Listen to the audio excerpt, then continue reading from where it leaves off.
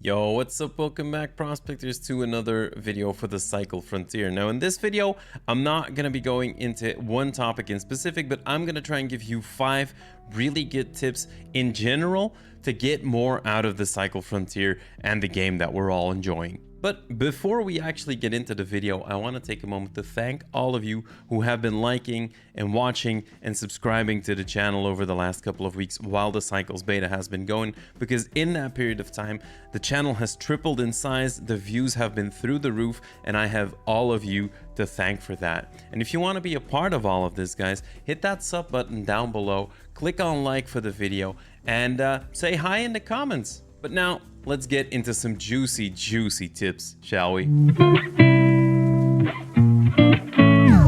Now, the first tip isn't even going to be about actually playing the game, but rather about passive income. That means we're going to be talking about your quarters.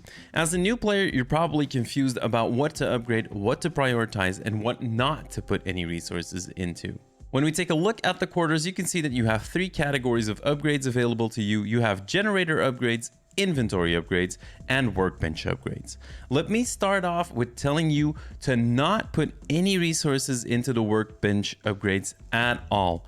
The reason for this is that the only thing that this does, it makes your quarters upgrades a little bit faster, but that's actually kind of meaningless because you can skip the timer anyway by paying Aurum or K marks. And if you have a really long upgrade that you need to do, just do it right before you log off, have it do it overnight, and when you log back in the morning, your upgrade will be done. Now, what do we invest into then? Very good question. In order of priority, what I've been doing and what has been working really well for me is I'm prioritizing upgrading my safe pocket above anything else. A bigger safe pocket means that you have more space to get items vital to your progression out, which will help you immensely. And because storage space is so important in a game like this, my second priority is upgrading my stash space. I like to hoard some materials so that from time to time you can just chain complete a bunch of missions or jobs, but to be able to hoard any stuff, you're actually going to need a pretty big stash. After that, my next target is going to be the Aurum generator, as this is one that is going to be very important for insurance once you start going in with some big items. Like you finally get that big gun that you've always wanted, like we're going to use the Aurum insurance on that to make sure that if we lose it but it stays in the server, it comes back. For those of you who are confused about how the insurance system works, that is going to be one of the other topics in this video, so stick around, keep watching, and we'll get to that in just a little bit. Now, the last thing on my priority list is the supply drop. The supply drop is actually a very nice drop every day, and usually there are at least a couple of usable items in there, so especially early on, it will help you out quite a bit. It can also help you bounce back should you be down bad. Now, the upgrades that I've talked about now are the ones that I consider vital. And then, of course, there is the K-Marks generator. The K-Marks generator should not be too high on your priority list, but it is still a nice bonus thing to have if you have some spare resources.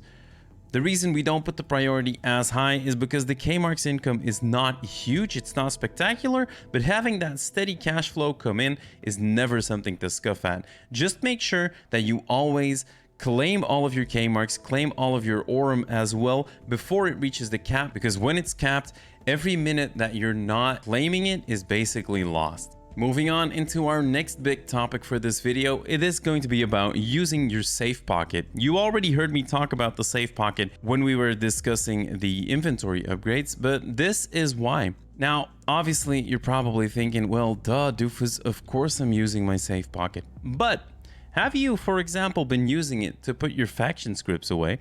Because they don't weigh anything, so you can put them in your safe pocket without losing any space there, but they do take up a slot in your regular inventory, which is capped to X amount of slots. And have you been storing all of your old currency in your safe pocket for the exact same reason? And of course, if you've been upgrading this pocket, soon you'll be able to hold at least one of pretty much any important item in there that you could need for your mission, for your job, for your general progression. So if there are items like that, shove them up that safe pocket, baby.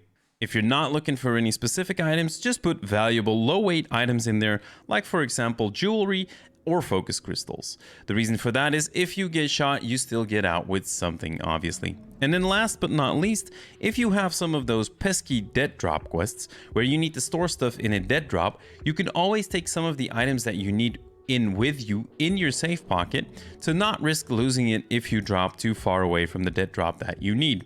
For example, you can put a grenade in your safe pocket if you have a grenadier job for ICA, and if you land close enough to the swamp, you quickly hop over to the dead drop, you drop the grenade, and you be on your merry way. However, if you don't drop close to the swamp and you're nowhere near it and you don't want to make the entire travel, nothing lost, you just keep the grenade in your safe pocket, you loot up, you get out, and you try again next drop. We've already mentioned earlier in the video that we're also going to be talking about insurance, so let's talk about insurance.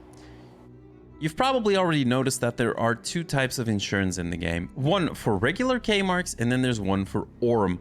The one for K-marks is called insurance, the Aurum one is called gear salvage. When you insure an item with the K-marks insurance, what happens is when you die, you will get a certain amount of K-marks back, which will then be deposited in your insurance package that you will find where you also find your Aurum and K-marks generators. When you insure an item with Aurum, what happens when you die is if the item is not looted by anyone for 45 minutes, then you will get it back in your insurance package. Something that you need to be aware of though is if your teammates pick up any of your gear, they will void your insurance, which basically means that insurance fraud as we know it from Escape from Tarkov does not exist in the cycle. An exception to this is when you die and an enemy loots your item and then that enemy dies and your item stays on the server and times out after 45 minutes, in this scenario, you will get your item back. So this means that the way that this system is implemented in the cycle, it does not allow for insurance fraud like you have in Escape from Tarkov. The second your teammate picks up your item, insurance is voided and you will not receive anything. One thing that I find a little bit peculiar and weird about it is that if you're in a raid and you decide to put on a new item onto your gun, like you're modifying your gun in the raid because you found a better stock or you found a better optic or whatever, this would also void the insurance. I personally don't really understand why this is needed, but that is just how it works right now. The next topic we're going to be talking about in this video is going to be stamina management. When you sprint, mine, climb, jump, or perform a melee attack, you drain stamina. When your stamina reaches 50%, your character will start breathing heavy, and this will get louder and louder the further you drain your stamina. If you're all out of stamina, you'll not be able to do any of the actions that require stamina, which will very often lead into an early demise. Stamina will regenerate when you're not doing any actions that require it, and will regenerate even faster when you stand completely still. Just make sure that you do this in a safe location before you catch a bullet to the head. The way I try to manage my stamina is I always try to keep it above 50% so that I'm not giving away extra information to other players in the form of the noise of my breathing. Keeping a reserve of stamina will also make it possible for you to react quickly and reposition or run away in case you run into an ambush. In general, be aware of your stamina and how much you have of it, because becoming aware of it will allow you to give away less information to enemies and will keep you on your toes and allow you to respond to situations faster, better, increasing your survival rate. Another really great tip to improve in the Cycle Frontier is watching as many guides as you can and absorbing as much information about the game as you can.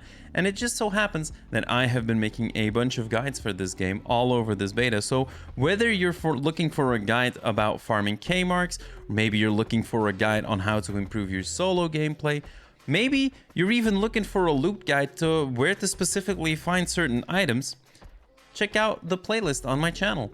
Drop a sub, leave a like, comment, find all those good things and become a better player. And then for the final tip of this video, let's talk about the final thing that you do in a drop.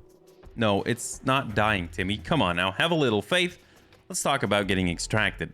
A lot of people I see just rush into their dropship the moment it lands, and then they stay in that confined little space, leaving themselves open to be rushed and lasered down right before their ship takes off. The way I play it is I call down the dropship and then I find a safe spot near the drop zone where I wait until the purple bar starts moving, which indicates the last 4 to 5 seconds before taking off. You can also recognize this by the sound of the dropship changing into a takeoff noise. When I hear that, that's when I sprint into the ship and I'm usually safely out 1 or 2 seconds later. Why this works so well is because when people are trying to ambush you at Evac, most of the time they'll be very focused on the dropship itself, not expecting you to be sitting in a bush next to it.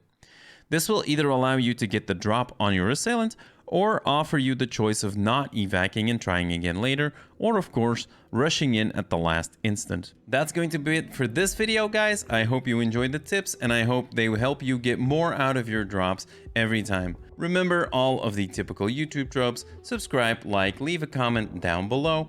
And for now, guys, happy hunting on Fortuna 3, and I will see you in the next one. Bye-bye.